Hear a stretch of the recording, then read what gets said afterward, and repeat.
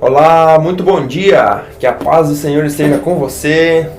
Hoje é quinta-feira, mais um dia estamos aqui na presença do Senhor.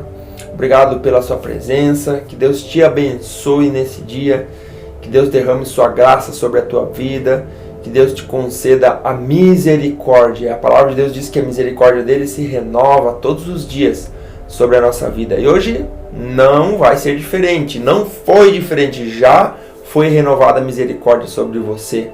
Por isso receba da graça, do amor, da bondade do Senhor. Amém? Graças a Deus. Vamos estar lendo Gálatas, capítulo 2. Gálatas, capítulo 2. Acompanhe comigo se você tiver a sua Bíblia. Diz assim: 14 anos depois, subi novamente a Jerusalém, dessa vez com Barnabé, levando também Tito comigo. Fui para lá por causa de uma revelação e expus diante deles o evangelho que prego entre os gentios, fazendo, porém, em particular, aos que pareciam mais influentes, para não correr o risco, para não correr ou ter corrido em vão. Mas nem mesmo Tito, que estava comigo, foi obrigado a circuncidar-se, apesar de ser grego. Essa questão foi levantada porque alguns falsos irmãos infiltraram-se em nosso meio para explorar a liberdade que temos em Cristo Jesus e nos reduzir à escravidão. Aqui Paulo estava falando a respeito da lei do Antigo Testamento, a qual alguns queriam obrigá-los a cumprirem a lei. E ele diz assim: eles queriam espionar a liberdade, porque Cristo nos chamou para a liberdade, Ele nos libertou da lei, e eles queriam reduzi-los à escravidão, ou seja, tornar escravos novamente da lei. Aí ele continua dizendo assim, versículo 5: não nos submetemos a eles nem por um instante, para que a verdade do Evangelho permanecesse em vocês. Quanto aos que pareciam influentes e o que eram, então não faz diferença para mim. Deus não julga pela aparência. Tais homens influentes não me acrescentaram em nada. Ele está falando daqueles que eram influentes na vida dele antes de ele se converter a Cristo. Pelo contrário, reconheceram que a mim havia sido confiada a pregação do evangelho aos incircuncisos, assim como a Pedro aos circuncisos. Então aqui, Paulo foi destinado a pregar aqueles que não faziam parte do povo de Israel, o povo judeu. Pedro já foi destinado a pregar o evangelho para o povo judeu, para aqueles que não queriam aceitar que Jesus Cristo era o Messias. Então aqui nós temos dois expoentes, Paulo e Pedro. Paulo para os gentios, para os que não eram do povo de Israel. Pedro para os judeus, para os que eram do povo de Israel. E aí ele continua dizendo: pois Deus, que operou por meio de Pedro como apóstolo aos circuncisos, também operou por meu intermédio para com os gentios. Reconhecendo a graça que me fora concedida, Tiago, Pedro e João, tido como colunas, estenderam a mão direita a mim e a Barnabé em sinal de comunhão. Eles concordaram em que devíamos nos dirigir aos gentios e eles aos circuncisos. Somente pediram que nos lembrássemos dos pobres, o que me esforcei para fazer. Olha só que interessante. Quando, porém, Pedro veio a Antioquia, enfrentei-o face a face por sua atitude condenável. Olha só, aqui deu uma, como a gente chama de treta entre Paulo e Pedro.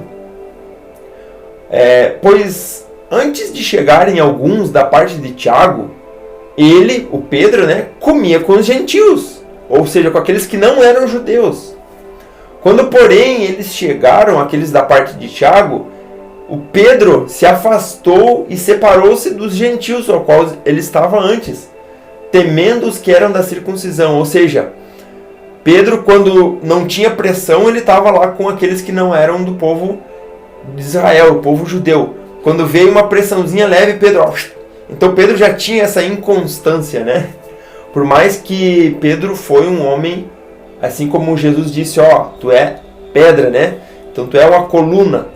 Sobre essa pedra edificarei a minha igreja.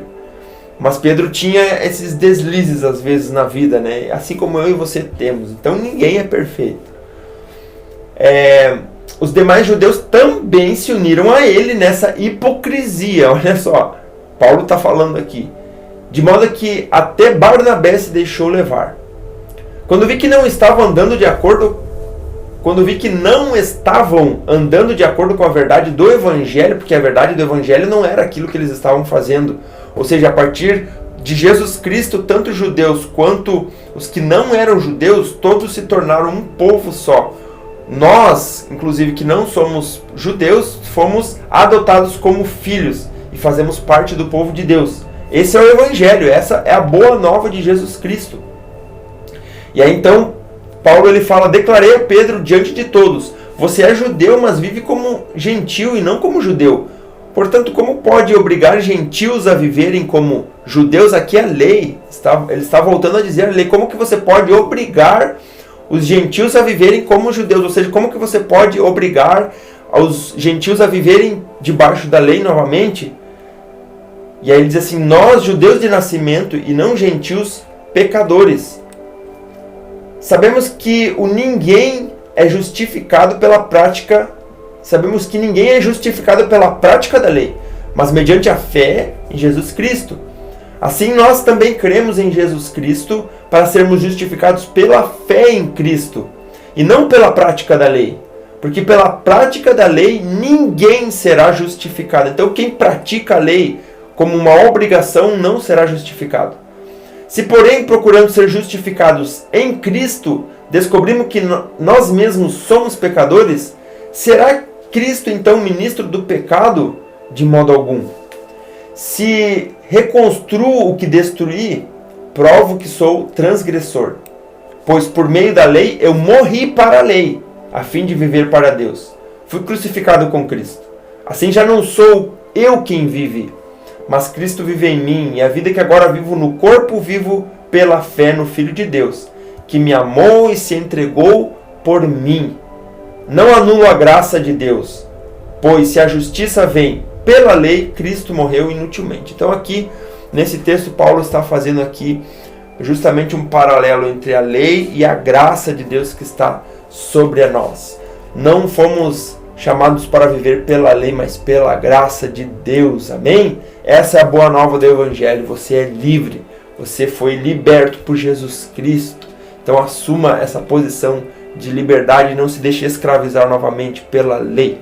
Amém? Graças a Deus. Vamos orar. Coloque sua vida na presença do Senhor. Vamos pedir que Ele venha ministrar a sua vontade sobre nós nesta manhã.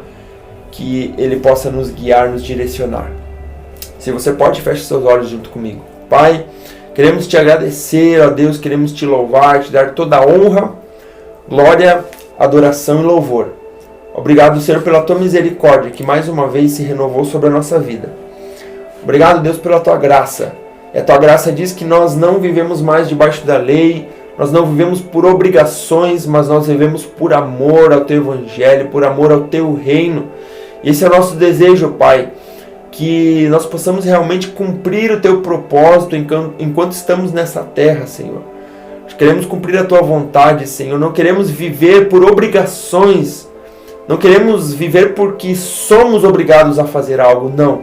Mas nós queremos fazer tudo o que fazemos por amor, ó Pai, de todo o nosso coração, pela nossa vontade, pelo querer, ó Pai, do nosso coração. Nós queremos cumprir o teu propósito. Por isso nos ajuda, Pai, nas nossas fraquezas e dificuldades. Pai amado, a cada um que me assiste nessa manhã, vem de encontro, Pai, a cada vida. Eu não sei o que é a necessidade dessa pessoa. Eu não sei o que essa pessoa tem buscado em Ti, Senhor, mas eu sei que Tu é poderoso para realizar, Senhor, segundo o poder que em nós opera. E nós pedimos a Ti que realize a Tua vontade sobre nós, Pai. Deus, abre as portas para a vida deste homem, dessa mulher, Senhor, nessa manhã. Deus amado, se essa pessoa tem buscado algo em Ti, Senhor, Deus amado, seja o que for, Tu conhece a necessidade. E Tu sabes, Senhor, se o que essa pessoa tem buscado vai ser bom ou não para ela. Por isso, Senhor, que Tu possa estar direcionando, Deus. Que nós possamos estar sensíveis, porque tem muitas coisas que não são boas para nós. Tem muitas coisas que nós pedimos para Ti que Tu não vai realizar porque não é o bom, não é o correto para a nossa vida. Por isso, Senhor, nos ajuda a ser sensíveis até mesmo nos pedidos que fazemos a Ti. Deus, nos ajuda, Senhor, nas nossas fraquezas, a cada momento, Pai. Deus, alcança a vida desse homem, Senhor, desta mulher, ó Pai, traz cura, traz restauração, traz renovo espiritual, levanta aquele que está caído, Pai, abatido, dá, Senhor, a tua graça, sabedoria, Senhor, nesse dia. Deus amado, alcança aqueles, ó Pai, que estão ministrando o teu evangelho aos mais distantes lugares, ó Pai, pastores, obreiros, Deus, ministros, ó Deus, de louvor, Pai amado, missionários que levam a tua palavra, Senhor, aos mais distantes confins dessa terra, Senhor, alcança, Pai, a cada um deles. Nós clamamos pelas suas vidas, ó Deus, no nome de Jesus, ó Pai. Deus amado, nós sabemos que aqui nós temos a liberdade, Senhor, de cultuarmos a Ti, ó Deus, reunidos, mas em muitos lugares isso não é possível. Por isso alcança, Senhor, a vida dessas pessoas, ó Pai, dando graça, Senhor, no nome de Jesus, ó Deus. Nós te louvamos, ó Pai, nos abençoa nessa quinta-feira, nos renova, nos restaura e fortalece o nosso coração. No nome de Jesus pedimos e te agradecemos. Amém e amém. Amém? Que Deus abençoe a sua vida, que Deus guarde o seu dia e seja com você hoje e sempre, em nome de Jesus. Amém.